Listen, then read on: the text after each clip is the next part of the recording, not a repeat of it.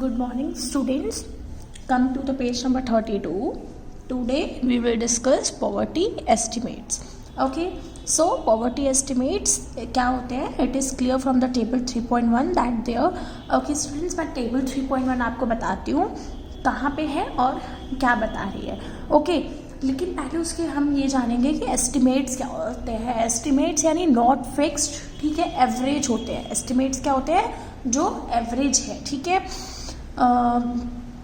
Sustainable decline in poverty ratio in India from about 45% in 1993 to 37.2% in 2004 to 5. The proportion of people below poverty line have the further students यहाँ पे estimates दिए हुए हैं कि हर year में कैसे कितने परसेंट का आया है, एस्टिमेट्स आए हैं. तो स्टूडेंट्स हम डायरेक्टली इस पैराग्राफ को टेबल फॉर्म में समझते हैं. Come to the page number 33. हम यहाँ पे देखते हैं कि 1993 में रूरल में थे 507 और अर्बन थे 32. ठीक है, तो टोटल 45% पॉवर्टी रेशियो था.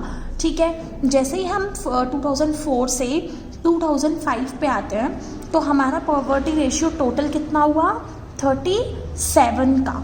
ठीक है, देन 2009 से 10 तक पॉवर्टी रेशियो हो गया था टोटल 30. टोटल मैं इसलिए बोल रही हूँ यानी रूरल प्लस अर्बन मिला करके.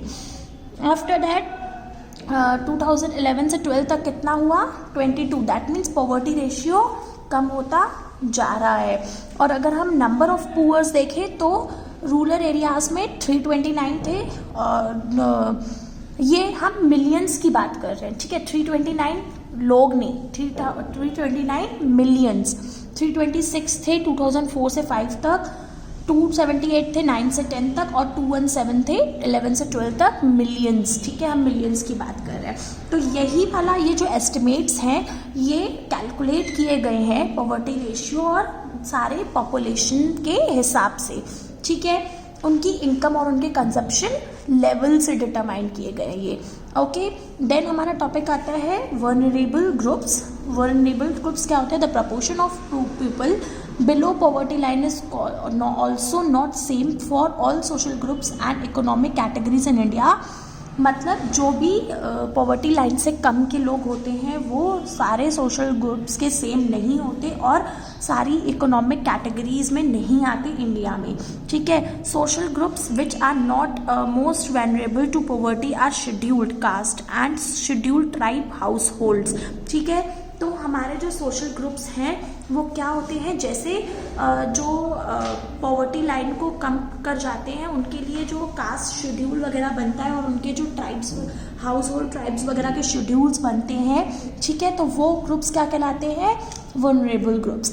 सिमिलरली उसी की तरह अमंग द इकोनॉमिक ग्रुप्स, बाकी उसी की तरह जिस तरह हमने सोशल ग्रुप्स को डिवाइड कर दिया उसी तरह से हमने इकोनॉमिक ग्रुप्स को भी डिवाइड किया. That the most vulnerable groups are the rural agriculture labour household. तो वहाँ पे हमने क्या किया, उन ग्रुप्स में जो रूरल में एग्रीकल्चर पे बेस्ड होते हैं लेबर्स, उनके हाउस होल्ड. और जैसे अगर हमने बात की रूरल्स में तो जो एग्रीकल्चर पे बेस होते हैं अपने हाउस होल्ड्स के लिए labours.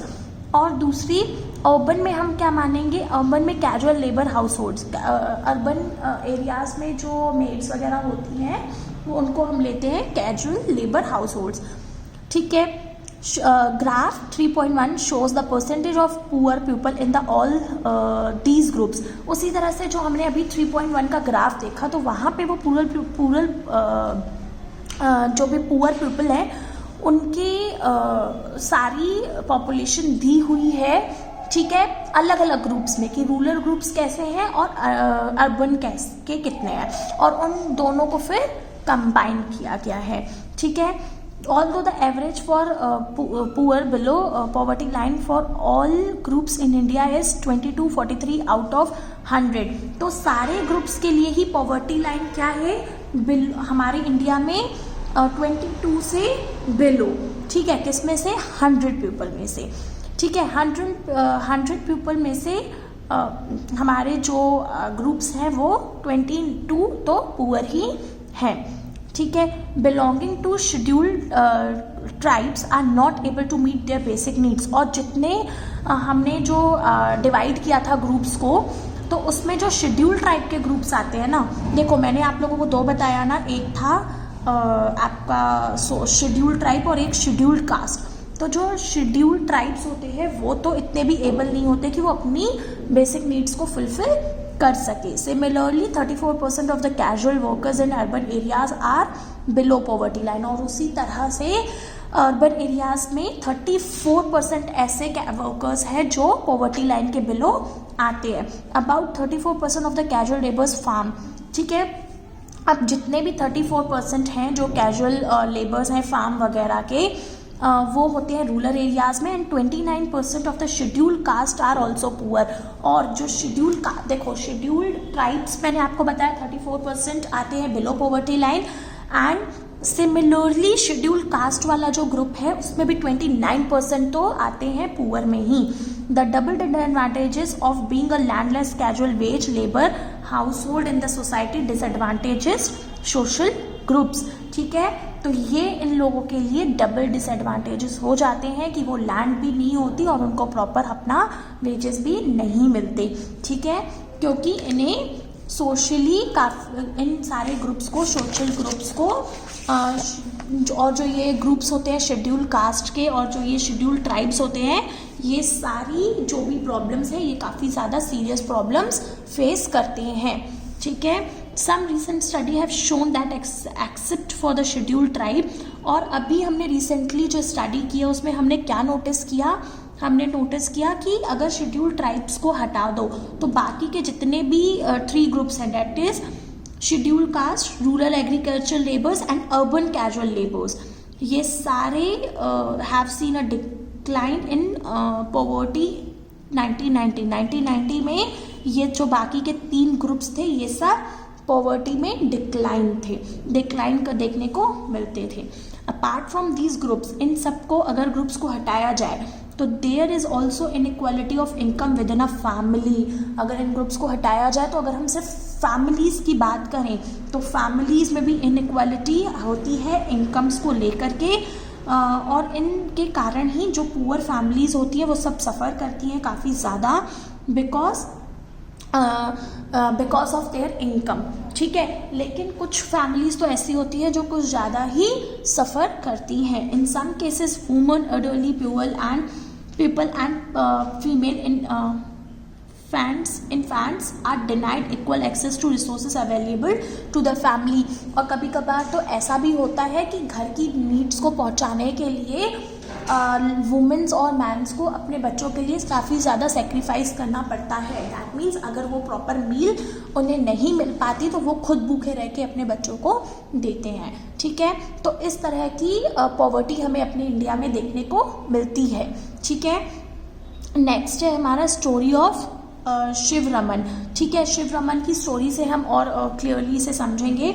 Shiv Raman lives in a small village near Karur town in Tamil Nadu. एक छोटे से तमिलनाडु के गांव में रहता था। Karur is a famous for its handloom and powerloom fabric. और जो कारूर है वो काफ़ी ज़्यादा फेमस है हैंडलूम और पावरलूम फैब्रिक्स को लेकर के। देयर आर 100 फैमिलीज, 100 फैमिलीज थी उस विलेज में। Sivaraman cobbler by caste, Sivaraman जो है वो कॉबलर था कास्ट से, और वो एक एग्रीकल्चर लेबर की तरह वर्क करता था और उसे केवल 160 रुपीज़ पर डे मिलते थे। ठीक है, but that's only for 5 to 6 months in a year. लेकिन सिर्फ उसकी जो जॉब थी वो सीजनल थी, परमानेंट नहीं थी। 5 से 6 months ही उसे पेमेंट मिलती थी। At other times वो बाकी का time he does odd job in a town his wives. ठीक है, उसके अलावा वो टाउन्स वगैरह में ऑड सी जॉब करता था। His wife Shashikala to work with him, और उसकी वाइफ भी उसके साथ काम करती थी। But she can really find work, but उसे काम बहुत ही मुश्किल से मिलता था। These days and even if she does she paid rupees, और अगर उसे मिल भी जाता था तो वो काम करती थी तो उसे सिर्फ 100 रुपीज़ ही पर डे मिलता था सेम वर्क के लिए जिसे शिवरमन करता था। दैट मीन्स यहाँ पे भी इनइक्वालिटी होती थी उनको मेल और फीमेल को देख करके। सेम काम वो फीमेल भी करती थी, बट उस मेल को 150 और फीमेल को 100 रुपीज़ पर डे मिलते थे। Sivaraman 65 years old widow mother is ill. ठीक है, शिव रमन की एक मदर थी 65 ईयर्स की, वो भी काफ़ी ज़्यादा बीमार थी and she needs to help with her daily chores. तो इसलिए वो बीमार होने के बाद भी जब शिव रमन की वाइफ बाहर काम करने जाती थी तो वो घर के काम देख लेती थी। He has a 25 years unmarried sister. उसकी 25 ईयर्स की मैरिड सिस्टर थी और उसके 4 जो कि एंड 4 चिल्ड्रन एज बिटवीन, और उनके 4 बच्चे भी थे शिव रमन के जो कि 1 साल से 16 साल तक की एज के थे। 3 ऑफ देम आर गर्ल्स। उन 4 बच्चों में से 3 गर्ल थी और सबसे छोटा एक बेटा था। नन ऑफ गर्ल्स, कोई भी बच्चा स्कूल नहीं जाता था क्योंकि उनके पास बुक्स और अदर थिंग्स खरीदने के लिए पैसे नहीं थे। Also he has to get them married, और उसे आगे जाके उन बच्चों की शादी भी करानी थी, तो वो अभी इस पॉइंट पे इतना ज़्यादा स्पेंड करना एजुकेशन में नहीं चाहते थे। His mother has lost interest in life. और उसकी ममा जो थी, उनकी जो मदर थी जो बीमार थी, वो अपनी लाइफ को जीने का इंटरेस्ट खो चुकी थी और वो सिर्फ वेट कर रही थी कि कब वो इस दुनिया को छोड़ के जाए। उसकी जो सिस्टर थी और उनकी जो बड़ी बेटी थी वो हाउस को संभालते थे, घर के कामों को देखते थे, बच्चों को देखते थे। शिव रमन सिर्फ यही प्लान कर रहा था कि वो उसका जो बेटा है जो 1 साल का है, जब वो उसकी एज हो जाएगी 2 से 3 साल, तब वो उसे स्कूल भेजेगा। His unmarried sister does not get along with his wife. और उसकी जो सिस्टर है उसके भी उसकी वाइफ से ज़्यादा अच्छे रिलेशंस नहीं थे, तो उसमें भी काफ़ी ज़्यादा इश्यूज़ आते थे क्योंकि शशिकला को एक अच्छा हस्बैंड भी नहीं मिल पा रहा था। ठीक है, उसके लिए एक अच्छा लड़का नहीं ढूंढ पा रहा था Sivaraman because of lack of money. Although the family has difficulty in arranging 2 meals a day. और इतनी सारी प्रॉब्लम्स होने के बाद, मदर बीमार है, बच्चे स्कूल नहीं जा रहे, बहन के लिए अच्छा लड़का नहीं मिल रहा, ये सब चीज़ें होने के बाद वो लोग 2 वक्त का खाना भी बहुत मुश्किल से ही खाते थे। हालांकि जो शिव रमन है वो किसी दिन अपने बेटे के लिए मिल्क लेके आता था, लेकिन सिर्फ अपने बेटे को ही नरिशमेंट दे पाता था, वो मिल्क वगैरह प्रोवाइड कर पाता था। ठीक है, तो इन सब से हमने क्या देखा कि किस तरह से गांव में, अर्बन एरियाज़ में लोग जो रह रहे होते हैं वो पॉवर्टी को फेस कर रहे होते हैं, और हमारी इंडिया में कितना ज़्यादा पॉवर्टी है। ठीक है, और हमने केसेस वगैरह, जो हमने ये स्टोरीज़ वगैरह देखी, इससे हमने ये भी एक्सपीरियंस किया कि किस किस तरह से लोग प्रॉब्लम्स फेस करते हैं, इसलिए उन्होंने पॉवर्टी को एक एज अ चैलेंज कहा है। Okay, so next we will continue in next video. Thank you.